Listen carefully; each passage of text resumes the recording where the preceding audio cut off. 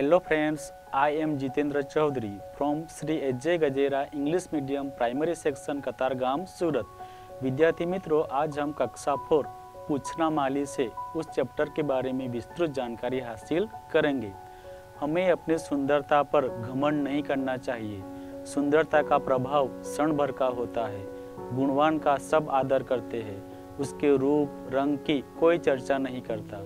गुणों का प्रभाव भी स्थायी होता है। यह पाठ उसी संदेश पर आधारित है। तो आइए विद्यार्थी मित्रों, अब हम उसके बारे में विस्तृत जानकारी हासिल करते हैं। एक था बगीचा, तरह तरह के सुगंधित फूलों के पौधों से हरा भरा, अलग अलग रंग के फूलों से हमेशा महकता रहता। मतलब बगीचे में बहुत सारे फूल थे, हरे भरे रंग बिरंगे फूलों से वो हमेशा महकता रहता, मतलब सुगंधित रहता।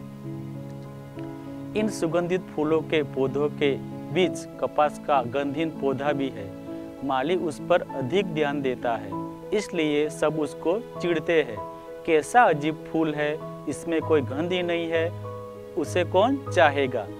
माली जो था वो कपास के फूल को ज़्यादा ध्यान देता था, इसलिए सभी फूल उसको चिढ़ाते थे कि आप में तो न गंध है न सुगंध है, आपको भला कौन पसंद करता होगा। हमें तो सब आदर देते हैं, इसे कौन पूछता है। हम सुगंधित फूलों के बीच यह कुरूप कहाँ से आ गया, इसे बाहर निकलवाओ। सभी जो फूल थे वो कपास को चिढ़ाते थे कि आप में तो न खुशबू है, न सुगंध है, न गंध है, आप हमारे सुगंधित फूलों के बीच आप कहाँ से आ गए, आपको तो यहाँ से दूर चले जाना चाहिए। कुछ दिन उसी तरह बीते। आखिर एक दिन कपास के सब्र का बांध टूट गया। कपास चुपचाप सभी फूलों की बातें सुन रहा था।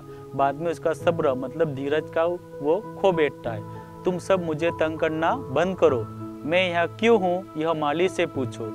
कपास का जो फूल था वो उसे कहता है कि आप लोग मुझे तंग करना बंद करो, मैं यहाँ पे इस बगीचे में क्यों हूँ, ये मुझे आप क्यों पूछ रहे हो, आप माली से पूछो।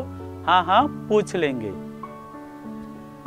अगले दिन जब माली कपास के पास आया, मैं फूलों का राजा हूँ, यह मेरे पास शोभा नहीं देता, इसे यहाँ से हटा दो।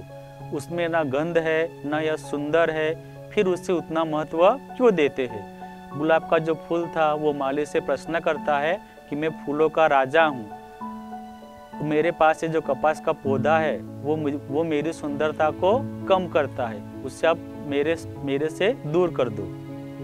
माली ने कहा, कपास के रेशों से सूत बनता है, सूत से कपड़े बनाए जाते हैं जो लोगों के शरीर की रक्षा करते हैं। हमें तो सब देवताओं पर चढ़ाते हैं, हम सबको प्रिय है। फूल कहते हैं कि हमें तो देवताओं के ऊपर चढ़ाया जाता है, हम सबको प्रिय है। माली कहता है फिर भी देवताओं को सबसे ज्यादा चाहता तो कपास है।